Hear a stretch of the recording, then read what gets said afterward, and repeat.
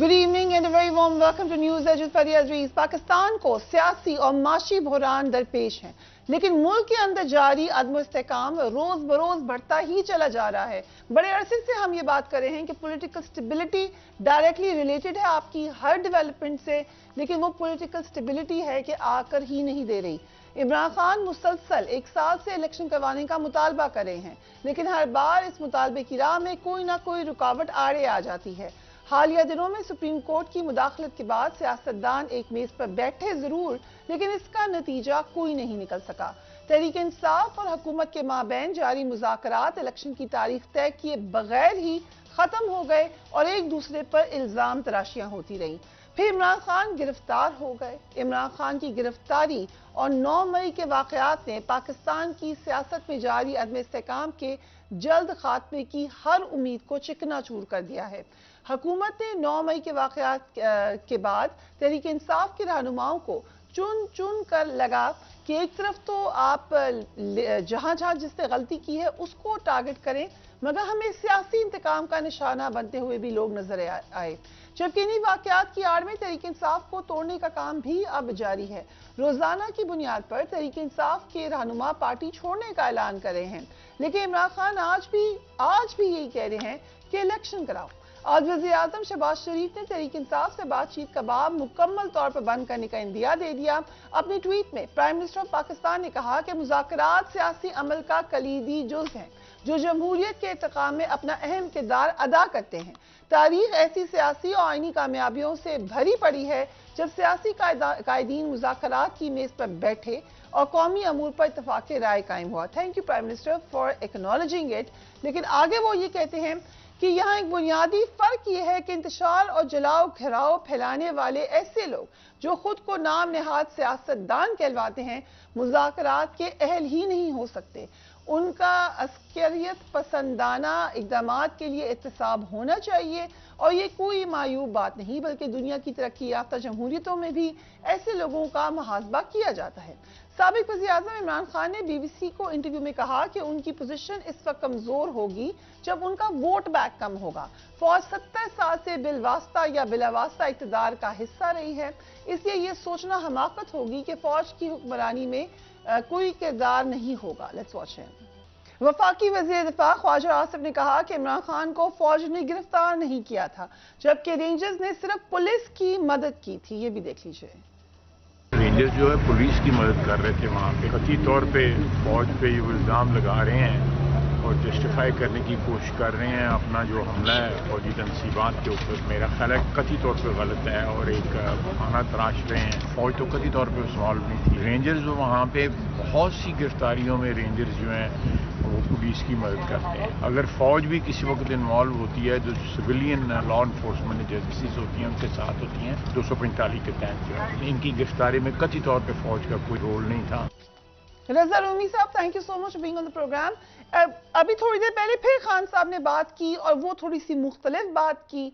हमें ये लगता है कि कभी प्रो इस्टेब्लिशमेंट कभी एंटी इस्टेब्लिशमेंट इसके दरमियान में घूमे चले जा रहे हैं। इस वक्त क्या मसला हो रहा है PTI के सरबराह के साथ?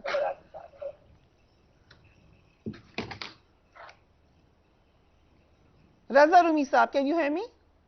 जी, मुझे आपकी आवाज बहुत हल्की आ रही है। जी रज़ा जी, जरा रिपीट कर दीजिए प्लीज। हम देख रहे हैं कि इमरान खान साहब इस वक्त कोई वाज़ेह पोजीशन लेते हुए नजर नहीं आ रहे। कभी वो बयानिया जो है वो जाता है थोड़ी सी, हम कह सकते हैं प्रो एस्टैब्लिशमेंट, फिर वो कोई ऐसा बयान दे देते हैं जिसमें लगता है वो कहते हैं एजेंसीज मेरी पार्टी तोड़ी हैं, या ऐसी हुकूमत आए जिसका ताल्लुक ना हो, उन पर कोई इन्फ्लुएंस ना हो एस्टैब्लिशमेंट का।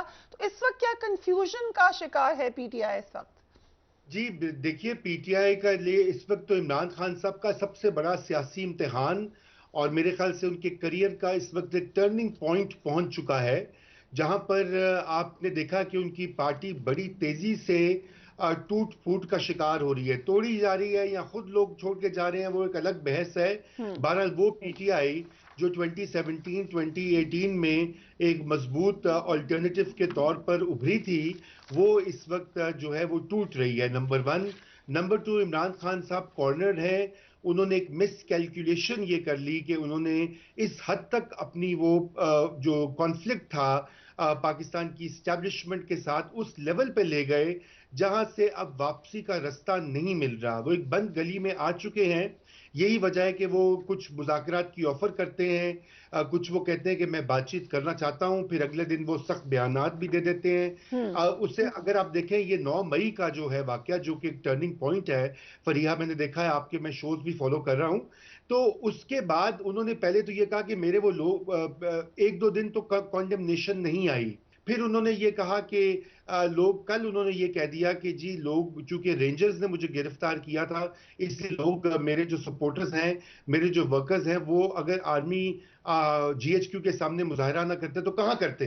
तो एक तरफ से मान भी रहे हैं, डिनाई भी कर रहे हैं, क्योंकि मामला जो है वो सीरियस हो चुका है।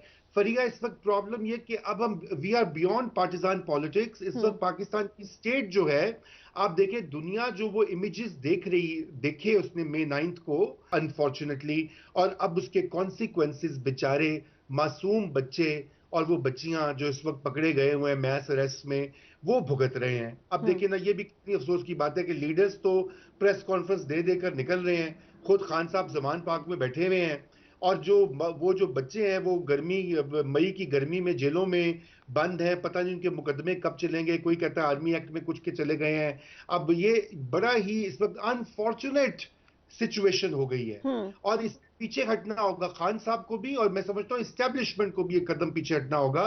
मुल्क अभी मुतहम्मिल नहीं हो सकता इस पिच के ऊपर जो कॉन्फ्लिक्ट आ गया है। जी राइट। मजहबाज साहब, पहले तो हम ये देख लेते हैं कि ख्वाजा आसिफ साहब ने पाबंदी लगाने पर पीटीआई के हवाले से क्या कहा, जरा देखिए।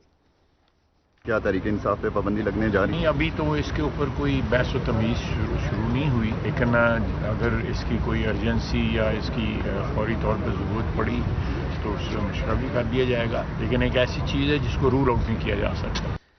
थोड़ी सी नरमी हमने देखी है डिफेंस मिनिस्टर के बयान में, जो आज से कुछ दिन पहले तक कहे थे कि पाबंदी लगानी ही लगानी है। बिलावल भुट्टो से बहुत से लोगों को उम्मीदें थी कि शायद वो पाबंदी किसी जमात के हवाले से उसको फेवर नहीं करेंगे, लेकिन उन्होंने भी कहा कि मैं ना करता, लेकिन हालात फर्क हैं।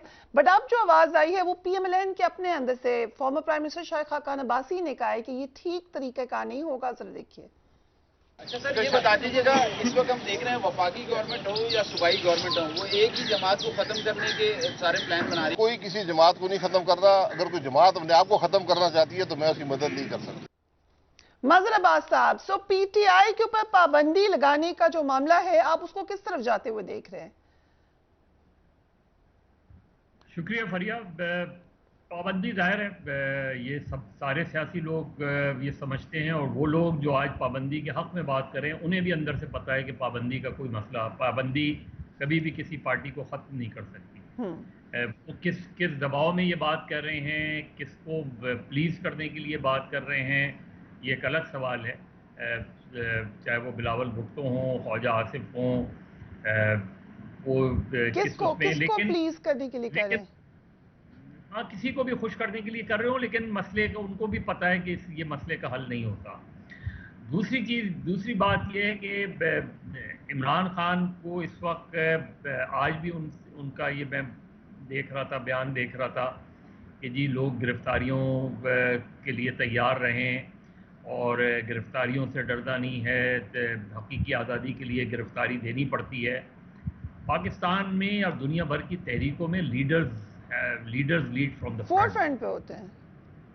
तो मसला ये है कि अगर लीडर जो है खौफ के आलम में है और वो लोगों से कह रहा है कि आप गिरफ्तारी के लिए तैयारी कर लें, ये एक कॉन्ट्रडिक्शन है, ये तजाद है। इस तजाद को इमरान खान को दूर करना पड़ेगा। आपके पास इस वक्त ऑर्गेनाइजेशन नहीं है, आप जमान पार्क में इस वक्त उस लिहाज से अकेले हैं। अपना जहन अप्लाई करें, देखें पूरे 1 साल में आपसे क्या सियासी गलतियाँ हुई। जो आखिरी मुज़ाकरात हुए हैं हुकूमत और पीटीआई के दरमियान, उसी को असेस करें। उसमें ऑलमोस्ट एग्रीमेंट हो गया था। वो एग्रीमेंट किसने सबोटाज किया? वो अब किससे पूछें, क्योंकि उनमें से तो लोग अब दूसरी तरफ भी चले गए। यही तो सवाल है कि पीटीआई के रैंक्स में कौन उनके साथ है, कौन नहीं है, इसका तयन कौन करेगा? मज़हर साहब देखें फरिया, जो मुज़ाकराती टीम के से मेरी बात हुई है, जिन्होंने उस मुज़ाकरात में पार्टिसिपेट किया, उनका ये कहना था कि एक चीज़ पर तो इत्तेफाक राय हो गया था और वो थी 14 मई को इलेक्शन नहीं हो सकते। ठीक। दूसरी बात पर इत्तेफाक हो गया था कि बजट पेश करेगी मौजूदा हुकूमत और बजट पास करने के फौरन बाद असेंबलियां डिसॉल्व हो जाएंगी। सितंबर के आखिर तक मैंने सुना या अक्टूबर के पहले हफ्ते तक इलेक्शन का। ये जो चीजें थी, ये जो 3-4 पॉइंट्स हैं जिनका मैंने जिक्र किया, ये सेकंड राउंड में, फर्स्ट राउंड में तो थोड़ी सी हार्श पोजीशन थी, लेकिन सेकंड राउंड में बहुत अच्छे मुज़ाकरात हुए थे और उस मुज़ाकरात में ये चीजें तय करके जब ये लोग वापस आए तो हुकूमती वफ्द ने तो ये बात बाहर आके की कि कामयाब अच्छे मुज़ाकरात हुए हैं उसमें, और जो है वो काफ़ी हद तक जो बकौल उस रुकन के जो सरप्राइजिंग था, जो वो था शाह महमूद कुरैशी का, क्योंकि वहां वो एग्री कर रहे थे और बाहर आके उन्होंने कहा कि मुज़ाकरात कामयाब नहीं हुए।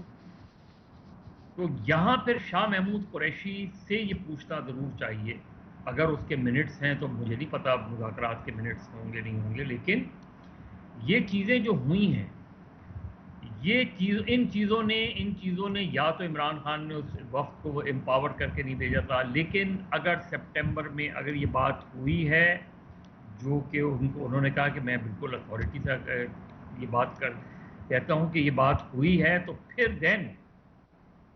फिर तो पीटीआई को ये जवाब देना पड़ेगा कि अगर वो 14 मई पे पीटीआई ने एग्री कर लिया था कि 14 मई को इलेक्शन नहीं हो सकते और बजट पास होने के बाद असेंबली डिसॉल्व हो जाएगी, तो फिर सितंबर में इलेक्शन हो, अक्टूबर में हो, उससे क्या फ़र्क पड़ता है? उसके बाद आप उन मुज़ाकरात को नाकाम कैसे कह सकते हैं? वो तो वे फॉरवर्ड। तो वो चीज़ें इमरान खान को असेस करनी चाहिए कि उसे किसने सबोटाज किया, उसको क्यों आपने उससे ज़्यादा उसके, ये तो इस पर अगर आ गए थे तो दोनों को साथ मिलके बात करनी चाहिए थी शायद पीटीआई। लेकिन मज़हर साहब, अगर हम, क्योंकि अब पीटीआई का तो कोई गेस्ट मिलना वैसे ही मुश्किल होता है, लेकिन अगर उनका पॉइंट ऑफ व्यू ले, वो ये कहते हैं कि अगर ये लोग मान गए थे तो फिर ये गिरफ्तारी की तरफ क्यों आए, या इन्होंने क्यों ऑल आउट जाना, इन्होंने गिरफ्तार करना ही था, इन्होंने तो इलेक्शन कराना ही नहीं था, ये तासुर है दूसरी तरफ। नहीं, तो दूसरा मसला ये कि अगर आप आगे बाहर ये तो बात करते कि इन चीजों पे एग्रीमेंट हो गया था।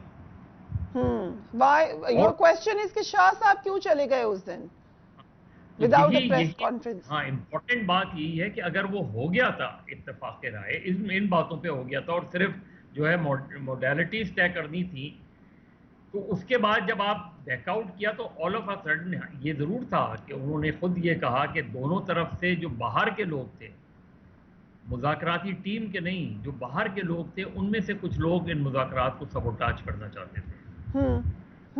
और वो मुज़ाकरात फाइनली ये तो कहा है इमरान खान साहब ने कि जब मुज़ाकरात की बात होती है तो मेरे ऊपर हमले तेज हो जाते हैं, मेरे ऊपर अटैक्स तेज हो जाते हैं, मेरे खिलाफ कार्रवाइयां तेज हो जाती हैं।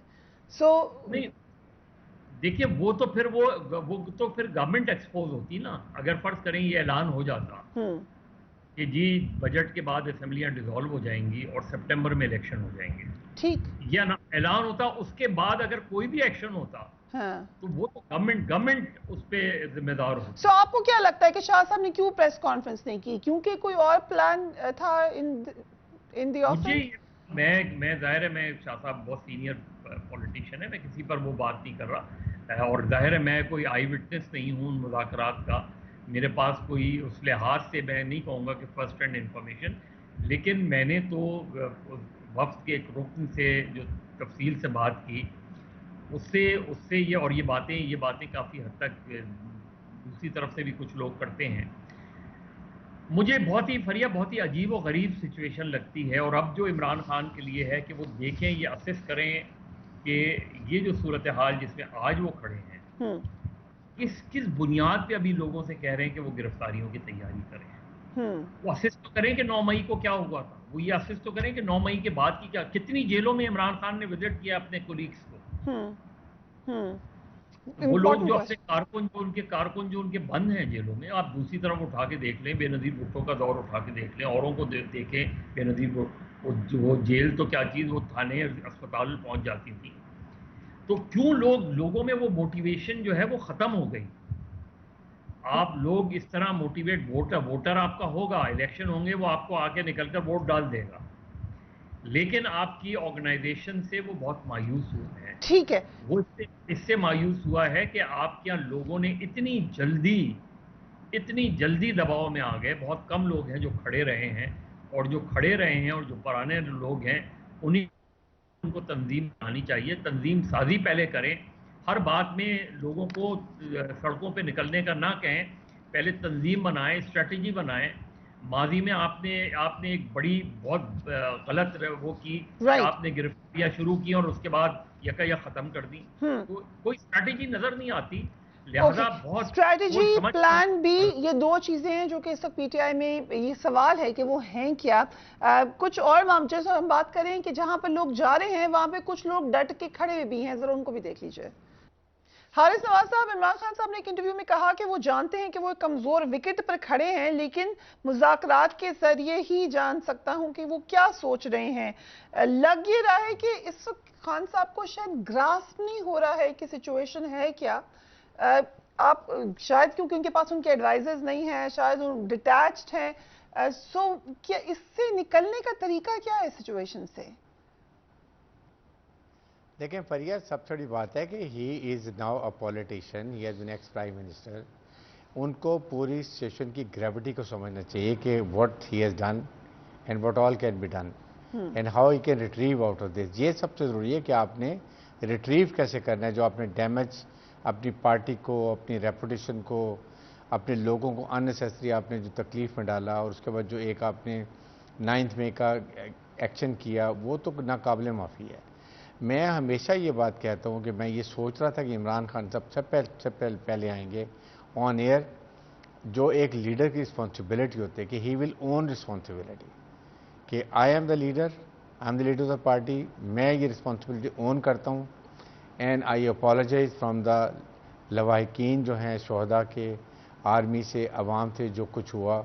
आई never wanted but it was a sudden action, whatever he to say, उनको कहना चाहिए था। और फिर साथ अपने जो लोग अरेस्ट हुए हैं उनको स्टैंड करना चाहिए था। आपके हर डिस्ट्रिक्ट में लीगल टीम ने पीटीआई की उनको नॉमिनेट कर दे, go and help them out.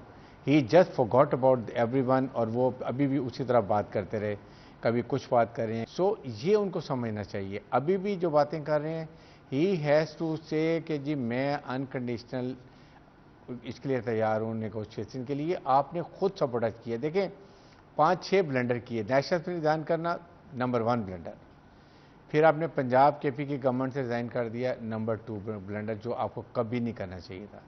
फिर उसके बाद आपने थ्रू आउट एक नैरेटिव बिल्ड करते गए कि फौज के खिलाफ, स्टैब्लिश के खिलाफ। कल्मिनेशन आपने 9th पे की, वो आपने ब्लंडर की। उसके बाद आपने फिर ये 9th को जो किया आपने, उसके बाद आके खुद अपॉलॉजी भी नहीं किया।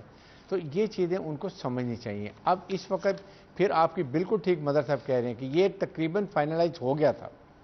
दे हैव सेड कि हम जुलाई में जो है ये बजट के बाद डिज़ोल्व करेंगे असेंबली, और इलेक्शन सितंबर के एंड में यहाँ के कर लेंगे।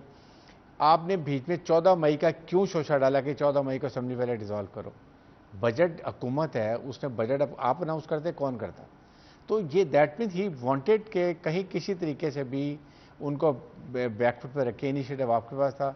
इस लीडर ने अपना इतना बड़ा इनिशिएटिव बड़ी आराम से प्लेट पर रख के और अपने पीएमएल-एन को दे दिया, जो इस वक्त इसके थोड़ा सा बैकग्राउंड देख लेते हैं ना पीछे जाकर। उसी दौरान हमने देखा परवेज इलाही साहब के घर पे रेड होती है जिस वक्त मुज़ाकरात हो रहे थे, और मामला को इतनी कंड्यूसिव एनवायरनमेंट नहीं थी उस वक्त इन मुज़ाकरात के लिए। साथ ही साथ हम ये भी देखे थे कि इमरान खान साहब की उस वक्त जो लीगल काउंसिल थी, या खुद उनका ये ख्याल था, जिसको आप कह सकते हैं कि नाइव था, सिंपलिस्टिक था, कि उनका ख्याल ये था कि 14 मई को इलेक्शन नहीं होंगे तो कोर्ट्स की तरफ से बहुत शदीद किस्म का रिएक्शन आएगा और शायद ये हुकूमत घर चली जाएगी।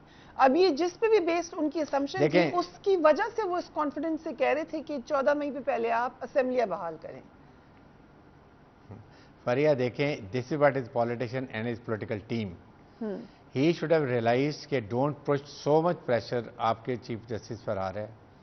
Don't put him in embarrassing situation, number 1। अगर वो डेफिनेटली PMLN नहीं चाहती थी election, because they have nothing to show to the people of Pakistan कि हमने 1.5 साल में 1 साल में ये डिलीवर किया है, 0/0 परफॉर्मेंस, राइट। उन्होंने जान के अगर स्पीम को, अगर आपके परवेज लाई के घर पे अटैक किया, गए छापा मारा, ऑल द रीज़न कि आप और कोई काम हो एंड श्योर के एक हल निकल है, कंटिन्यू विद द नेगोशिएशन, ये पॉलिटिक्स है। आप कहते हैं कि ठीक है जी आप फरवरी अनाउंस, बल्कि शाम कह देते हैं हमारा यहाँ तक हो गया, मोडालिटी हम करेंगे, हमने तकरीबन बात हो गई है कि बजट के बाद असेंबली जाएगी और सितंबर में मोस्ट लाइकली इलेक्शन होंगे और इलेक्शन इकट्ठे होंगे, तो कम से कम PMLN को बैकफुट पर डाल देते। आपने तो टोटल इनिशिएटिव आपने और अब नेगोशिएट करेंगे वीक विकेट से। You always negotiate from a strong wicket. Negotiation हो गया, व्हाट डू यू थिंक इस वक्त क्या, क्योंकि लग तो यही रहा है कि खान साहब चाहते हैं कि एस्टैब्लिशमेंट बीच में कोई रोल अदा करे, क्या अब जो कुछ हो गया है, क्या हो सकता है कि एस्टैब्लिशमेंट इसमें कोई मीडिएटर का या इस किस्म का कोई रोल अदा करे इस बातचीत में, जो कि दूसरी साइड करिए हमने करनी नहीं? एस्टैब्लिशमेंट बिल्कुल एस्टैब्लिशमेंट रोल अदा नहीं करेगी। They have said we will not, बड़ी दफ़ा अप्रोच हुआ है, ना वो PMLN से मिल रहे हैं ना वो PTI से मिल रहे हैं, they are out of it. सबसे बड़ी गलती मैं हमेशा कहता हूँ कि why you have been dragging unnecessary establishment into politics. आपका काम था सियासी लड़ाई सियासी तरीके से करें, और सियासतदानों की, हुकूमत की सबसे बड़ी कमज़ोरी है कि ये उनकी रिस्पॉन्सिबिलिटी थी कि मुल्क में इकनॉमिक क्राइसिस हैं तो पॉलिटिकल स्टेबिलिटी लेकर आएँ। उसके लिए you have to give a call कि जी ठीक है, इमरान जब कह रहे हैं मुआशी सियासी मईशत कर लेते हैं, भाई से आए, शायद इलेक्शन में बात करते हैं, आप मईशत में बात करते हैं, सियासत में बात करते हैं, टेररिज्म में बात करते हैं। अगर इजाजत है, मुझे ब्रेक पे जाने का कह रहे हैं, लेकिन मैं रजा अहमद रूमी की कुछ ट्वीट्स दिखाना चाह रही हूँ। उन्होंने कहा, much respect for doctor Yasmeen Rashid, we don't have to endorse this style of political tactics, but this is how genuine grass roots political workers are. फिर उन्होंने आगे एक ट्वीट की है, उन्होंने कहा, हजारों लोगों को मिसगाइड करके और जेलों में भिजवा कर खुद छुपे बैठे हैं, ये कैसे इनकलाब के लीडर हैं। फिर आपने कहा कि we can have different view on who's who, but they are citizens of Pakistan, they deserve due process. ये जर्नलिस्ट के हवाले से ट्वीट है। But coming back to the worker, इस सारे मामले में रजा रूमी, आपको क्या लगता है who is at the winning end and who is at the losing end? जी, लूजिंग एंड पे तो बेचारे आम लोग हैं ना। देखिए, वही मिडिल क्लास के, लोअर मिडिल क्लास के, वर्किंग क्लास के लोग जो कि वहां पे गए, जिनको के इश्तिहाल दिया गया और दिलवाया गया कि जाकर आपने मुजाहरा करना है और फौजी तनसीबात के सामने मुजाहरा करना है ताकि प्रेशर पड़े, तो वो तो बेचारे बच्चे, देखिए, नादान लोग होते हैं, 20s में हैं, उनमें से कोई 19-20 साल के हैं। अभी उनके पेरेंट्स की वीडियोस आ रही हैं, मेरी कई लोगों से बात भी हुई है, वो बेचारे लूजिंग एंड पर हैं। लीडर्स जो हैं, जो कि एलीट से उनका ताल्लुक है, ताकतवर लोग हैं, कोई माफीनामा लेके आ रहा है, कोई प्रेस कॉन्फ्रेंस कर रहा है, कोई पार्टी छोड़ रहा है, कोई बैकडोर बातचीत कर रहा है, तो वही हम देख रहे हैं कि बड़ी अफसोसनाक सूरत हाल बनी हुई है। कि मैं समझता हूं कि इतनी मैस अरेस्ट करना ये भी गलत चीज़ है, और ड्यू प्रोसेस के तहत ये जो मामला है ये इसको करना चाहिए, और ये देखना चाहिए कि कोई बेगुनाह इसमें ना पकड़ा गया हो। फरिया, ये बहुत जुल्म हुआ है। देखिए, इमरान रियाज खान अभी तक मिसिंग है, कोई नहीं हमें पता कि वो कहाँ पे हैं। अब इमरान रियाज खान ने, मुझे पता है कि मेरे फॉर्मर कॉलीग हैं, मेरे दोस्त हैं, मैं उनकी बहुत सी बातों से इत्तेफाक नहीं करता, लेकिन अब उनको गायब कर देना, ये क्या बात हुई? अगर उसने कोई डेफेमेशन की है तो अब मुकदमा दर्ज करके कोर्ट में लाएं, वहां पे करें मुकदमा। अभी वो गायब है, किसी समी इब्राहिम 2 दिन गायब हो गए, मुझे नहीं इत्तेफाक समी इब्राहिम की बातों से, सो व्हाट। लेकिन इस तरह एब्डक्शंस वाला जो सिलसिला ना, ये नहीं होना चाहिए। ये this paints a bad image for the government, for the establishment. ये हम इससे गुजर के आए हैं पहले, ये टैक्टिक्स बदलने चाहिए। जी मज़हर साहब, ये जो जर्नलिस्ट के हवाले से हम देख रहे हैं, ये तो एक नई रिवायत है कि इंटरनेशनल चैनल पे भी इंफॉर्मेशन मिनिस्टर कहती है कि नहीं, वो तो जर्नलिस्ट ही नहीं है। भाई, जर्नलिस्ट नहीं है, इंसान होगा, और जर्नलिस्ट का तयन करना, जब फवाद चौधरी साहब ने तलत हुसैन साहब को कहा कि जर्नलिस्ट नहीं है, वो भी गलत है। लेकिन उस वक्त तलत हुसैन साहब वो sitting at his home, but उस वक्त जबकि एक शख्स का पता ही कुछ नहीं है कि वो किधर है, ये इस किस्म की स्टेटमेंट्स देना, और कहीं से पता नहीं चल सकेगा कि कोई जिम्मेदारी ले ले कि किधर है। सो जर्नलिस्ट की या यूट्यूबर की या कोई अगर इख्तलाफ राय रखता है उसकी कोई जिम्मेदारी लेने वाला नहीं है आज पाकिस्तान में। ये शर्मनाक बयान है और इस बयान का क्या माने लूम है कि चूंकि वो सहाफ़ी नहीं है इसलिए हमने गायब कर दिया उसको। यानी ये बयान क्या है? बयान मरियम औरंगजेब का क्या कहना चाह रही हैं वो? क्या इमरान रियाज खान किसी चैनल के लिए काम नहीं करता था? क्या इमरान रियाज खान ने मुख्तलिफ चैनल्स के लिए काम नहीं किया? क्या यूट्यूबर्स जो हैं वो जर्नलिस्ट कैटेगरीज में नहीं आ रहे? और जिस तरह भी रज़ा कह रहे थे कि एक शख्स जो पाकिस्तानी है वो लापता है और हज़ारों लापता लोगों के साथ, उसके बारे में जब कोई ये कहे तो आपका जवाब ये होना चाहिए कि जी वो तो जर्नलिस्ट नहीं है जर्नलिस्ट, आपकी डेफिनेशन में वो जर्नलिस्ट नहीं है। तो क्या फिर किसने गायब किया? फिर ये सवाल मैं किससे करूं? उसकी रिहाई की डिमांड मैं किससे करूं? यानी रिहाई है, कोई तो वेयर अबाउट्स बताएं उसमें, और अगर खुदा ना खास्ता कोई और बात है तो भी बता दें। लेकिन इस तरह का क्रूर जवाब जो है वो मिनिस्टर ऑफ इंफॉर्मेशन से आना, इससे ज़्यादा अफसोसनाक और काबिल मजम्मत चीज़ हो नहीं सकती। सो इंफॉर्मेशन आपके पास क्या है मज़हर साहब? Where is he? नहीं, वो मैं नहीं वो कर सकता, शेयर कर सकता, लेकिन डिस्टर्बिंग न्यूज़ है ना। मैं इसलिए ये बातें हमें नहीं करनी चाहिए क्योंकि जो अगर मिसिंग होते हैं आपको बहुत एहतियात करनी चाहिए उनके हवाले से बात करते हुए। उसकी बड़ी बेसिक वजह है कि you don't know where he is, और किसकी अगर कैप्टिविटी में है तो किसकी कैप्टिविटी में है। लिहाजा जब भी कोई डिसअपेरेंस वाला केस हो उसके बारे में हमें अपनी ज़बान खोलते हुए बहुत एहतियात करनी चाहिए। और सबसे बड़ी बात यह कि उसकी जो फैमिली का ट्रॉमा होता है वो इतना शदीद होता है कि उनके लिए, उसकी वाइफ के लिए, उसके बच्चों के लिए, उसके भाई के लिए तो एक एक लम्हा जो है वो है। तो ऐसे में कोई भी हमें ना स्पेकुलेशन करनी चाहिए। लोग ट्रेंड्स चलाते हैं, वो चलाते हैं, मैं उस पर नहीं पढ़ना चाहता, लेकिन until and unless a person is recovered या रिटर्न, हमें बिल्कुल बहुत बहुत एहतियात से चीज़ें जो वैसे आप लोगों से डिस्कस करें वो करें, लेकिन नॉट इन पब्लिक, उसको अवॉइड करना चाहिए।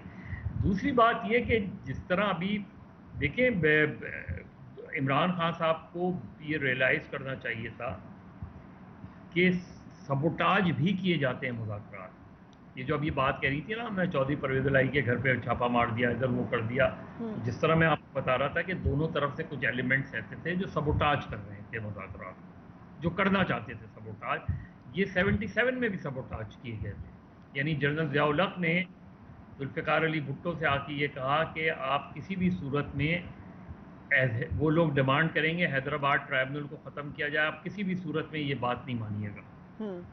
और वही लोगों ने जाके पीएनए के लोगों से, अपोजिशन से कहा कि आप इस डिमांड पे स्ट्रेस कीजिएगा, हैदराबाद ट्राइब्यूनल जो है तोड़ा जाए।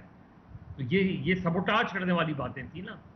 इसी तरह उस वक्त भी एक अपॉर्चुनिटी मिली थी, दोनों तरफ से संजीदा लोग थे, वो काफ़ी हद तक बातचीत आगे बढ़ रही थी। किसी भी तरीके से बातचीत को इसको समझना चाहिए था, इमरान खान को भी समझना चाहिए था, हुकूमती वक्त में भी जो लोग थे, ख्वाजा साद रफ़ीक हों, इनको भी देखना चाहिए था, क्योंकि पुराने सियासी कारकुन हैं कि अगर मुज़ाकरात कामयाब होते तो पीडीएम को नुकसान नहीं होता, पीडीएम को फ़ायदा होता कि उन्होंने एक मसले को मुज़ाकरात के ज़रिए हल किया। इमरान खान अगर पीछे हटते तो इमरान खान को नुकसान नहीं होता, उनको फ़ायदा होता। उन्होंने तो ऑलरेडी अपना बहुत नुकसान कर लिया था, एक स्मूथ सेलिंग थी, कोई मसला ही नहीं था। इलेक्शन में जाना, इलेक्शन में जीतना, पता नहीं किसने उनके, एक तो रिटायर्ड ब्यूरोक्रेट्स और उनके उसमें वो पड़ जाते हैं, उनको किसने ये मशवरा दिया था असेंबलियों को तोड़ने का। चौधरी परवेज़ इलाही समझाते रहे कि भाई क्यों मार रहे हैं अपने पैरों पे कुल्हाड़ी?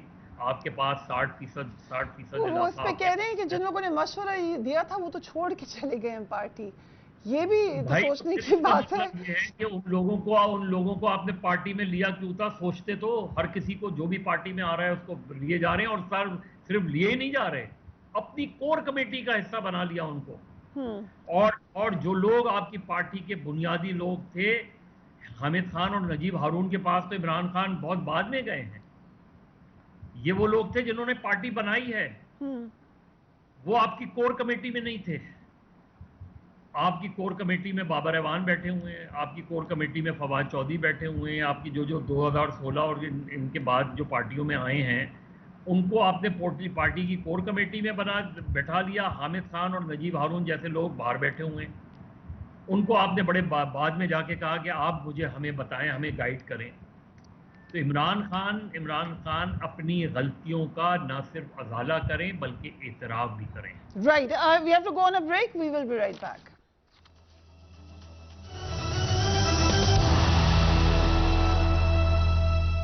And welcome back. Tehreek Insaf इस वक्त मुश्किल तरीन दौर से गुजर रही है। तहरीक इंसाफ वो सियासी जमात है जो चंद हफ्ते कबल तक अपने पीक पर थी। तमाम सर्वेस कह रहे थे कि हैंड्स डाउन जीतेगी पीटीआई, पंजाब के इलेक्शन में, पख्तूनख्वा के इलेक्शन में और जनरल इलेक्शन में भी सबसे ज्यादा पॉपुलर पार्टी है।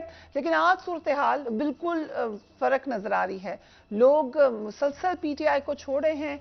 स्ट्रक्चरल इश्यूज भी आएंगे पीटीआई को, और जो इलेक्टेबल्स हैं वो भी जब चले गए हैं तो उसका भी नुकसान होगा।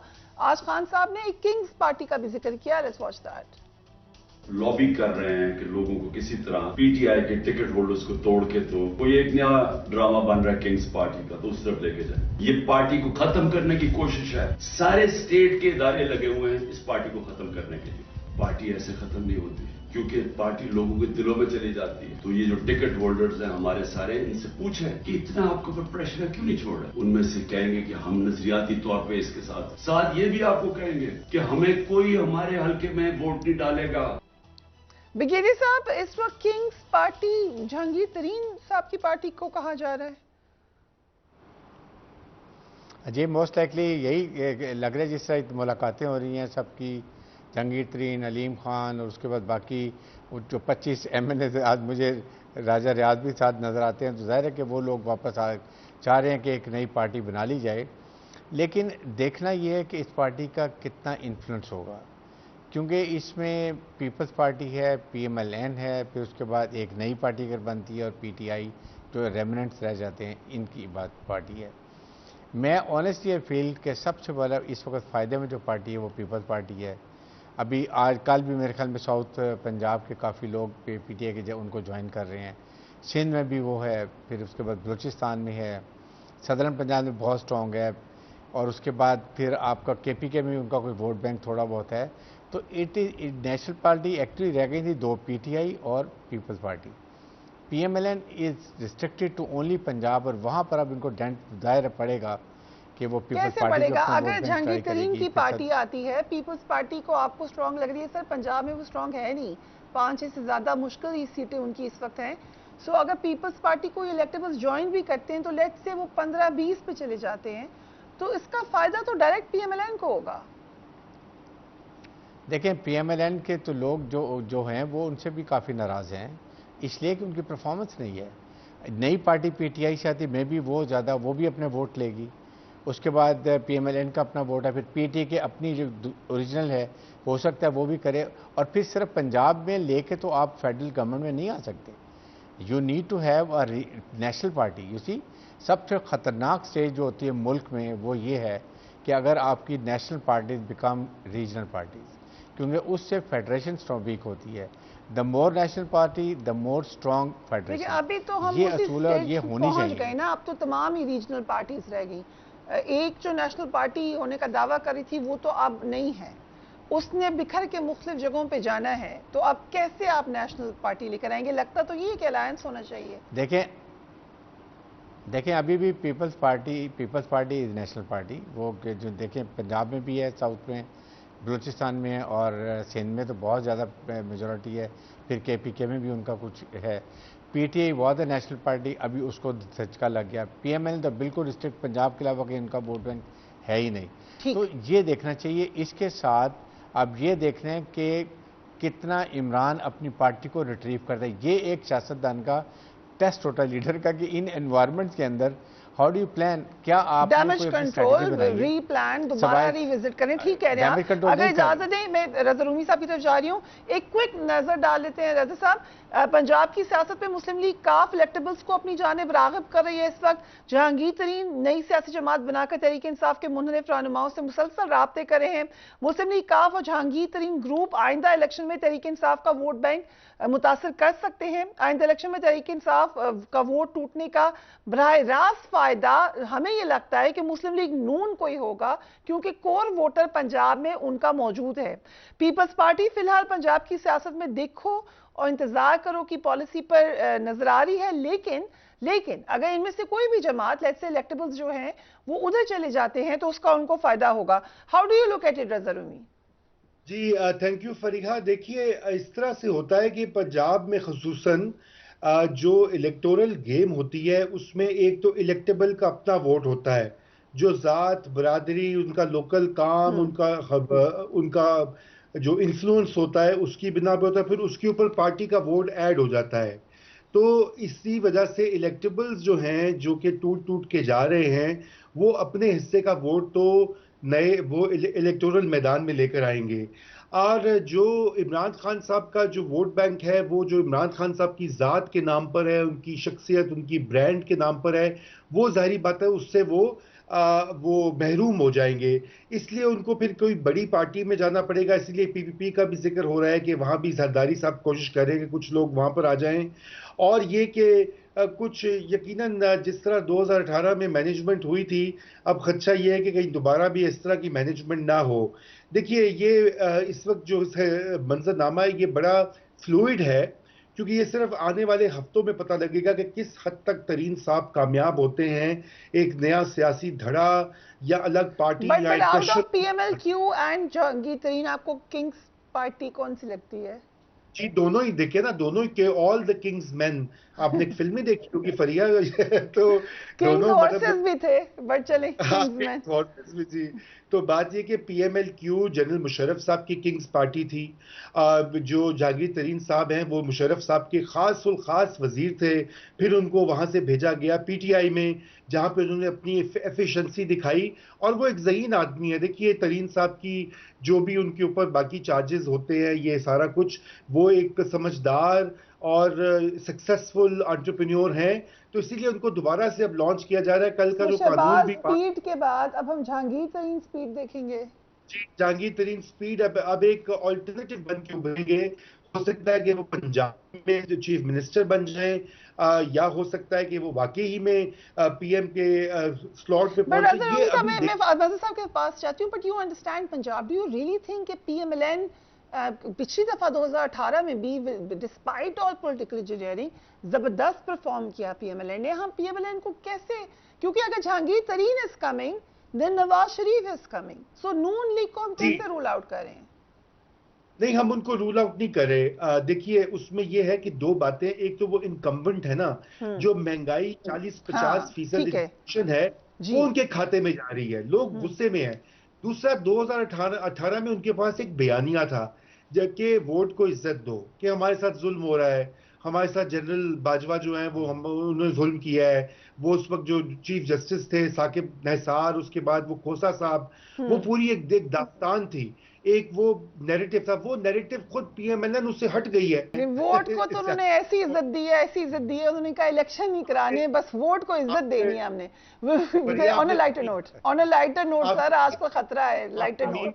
कम टू मज़हर साहब, ये जो आप मुझे सिंध का जरा बताएं, कराची, हैदराबाद, वहाँ कराची खास तौर पे बड़ी उसकी वजह से ही तहरीक इंसाफ बना सकी थी अपनी हुकूमत। क्या पीपल्स पार्टी आ जाएगी पीटीआई की जगह वहां पर? ये free and fair transparent Kings party की रेस में सब लगे हुए हैं। कोई देखिए, पंजाब में बनेगी 12 मसाले की चाट, और तय ये होगा पीपल्स पार्टी पीपल्स पार्टी की जो स्ट्रैटेजी है वो बहुत सीधी सी है। पीपल्स पार्टी मैक्सिमम सिंध में जीतना चाहेगी, सिर्फ रूरल सिंध में नहीं, बलूचिस्तान कि मैक्सिमम सीट्स उठाए। अगर यहाँ से उन्होंने पूरे सिंध में फ़र्ज़ करें वो अपनी 35 सीटें 40 सीटें ले लेते हैं, उसके बाद उनकी स्ट्रैटेजी नंबर 2 होगी कि सदर्न पंजाब में उन्हें कितनी सीटें मिलती हैं। उनकी तीसरी स्ट्रैटेजी ये है कि उसके बाद जो है उसके बलूचिस्तान में उनको उनके जो साथी हैं, जिस तरह जरदारी साहब खेलते हैं पॉलिटिक्स, तो बलूचिस्तान उनके साथ कितना आता है, प्लस जो उनकी कोalition बनेगी उसमें जहांगीर तरीन भी शामिल होंगे, उसमें चौधरीज भी शामिल होंगे उसके अंदर।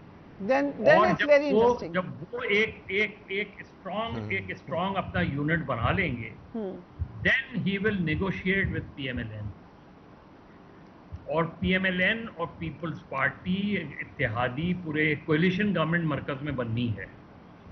और देखना ये कि पंजाब फ़र्ज़ करें कि पंजाब अगर वो देते हैं, PMLN को पंजाब दे देते हैं, मरकज़ पीपल्स पार्टी का प्राइम मिनिस्टर आता है, और इस तरह वो होगी। लेकिन उसमें जो असल चीज़ है, उस वक्त तक इलेक्शंस की क्रेडिबिलिटी नहीं बनेगी जब तक तहरीक इंसाफ का कोई रोल नहीं होगा। अब तहरीक इंसाफ का रोल किस सूरत में होगा? अगर आपने इमरान खान को मुकम्मल तौर पे आउट किया, इमरान खान को नाअहल किया, इमरान खान को जेल में डाल दिया, इमरान खान को सज़ा हो गई, उस इलेक्शन की क्रेडिबिलिटी क्वेश्चन मार्क होगी सबके लिए, इंटरनेशनली भी नेशनली भी क्वेश्चन मार्क। लेकिन जो प्लान जो I am really thankful to Maryam Nawaz, वो पहले से फोकस करती हैं कि क्या होने जा रहा है। क्विकली सुने मरियम नवाज ने क्या कहा। जीरो पे आना पड़ेगा। पहले जीरो पे कैसे आते? जो कुछ नवाज शरीफ को भुगतना पड़ा, जो कुछ नवाज शरीफ की जमात को भुगतना पड़ा, वो इसको भी भुगतना पड़ेगा। लेवल प्लेइंग फील्ड तो होगी। इमरान खान आपको मुल्क की सियासत में दूर दूर कहीं नजर नहीं आता, जेल की सलाखों में हमेशा के लिए। राइट, सो मज़हर साहब, गिरी साहब इसका लिंक डाउन हो गया, सो आपसे ये पूछती हूँ, ये लगता है कि ये गिरफ्तारी तो होनी है। देखिए, मरियम नवाज साहिबा, जाहिर है उनका एक पॉलिटिकल स्टेटमेंट है, उनका राइट है वो पॉलिटिकल स्टेटमेंट दें। इमरान खान अगर नज़र नहीं आता तो इसका मतलब है PTI नज़र नहीं आती। अगर PTI नज़र नहीं आती तो इसका मतलब है एक बड़ा वोट बैंक नज़र नहीं आता, और अगर एक बड़ा वोट बैंक नज़र नहीं आता तो ऐसी सिचुएशन में उस इलेक्शंस की क्रेडिबिलिटी क्वेश्चन मार्क है। अगर वो इलेक्शन क्वेश्चन मार्क है तो उसकी सिनेरियो में एक पॉसिबिलिटी मुझे नज़र आती है, वो ये कि शायद इस साल इलेक्शन ही ना हो, क्योंकि माइनस इमरान माइनस PTI या वो PTI जो किंग्स पार्टी की शक्ल में बनेगी, उस PTI की कोई हैसियत नहीं होगी। PTI वही कहलाएगी जो इमरान खान जिसे एंडोर्स करेंगे। ये इंटरेस्टिंग फिनोमेना है, हमें प्रोग्राम रैप अप करना है, लेकिन 9 मई के बाद इस वक्त PTI खड़ी किधर है, ये यकीनन हमें इसके ऊपर सर्विस की ज़रूरत है। लेकिन अब तक जितने सर्विस हुए हैं उसमें आप उनकी पॉपुलैरिटी को नज़रअंदाज नहीं कर सकते। सो ये तमाम फैक्टर्स के आइंदा दिनों में होने क्या लगा है PTI के साथ, वो बहुत अहम होगा इस इलेक्शन की लेजिटिमेसी के लिए। Do take care of yourself. अल्लाह हाफिज़।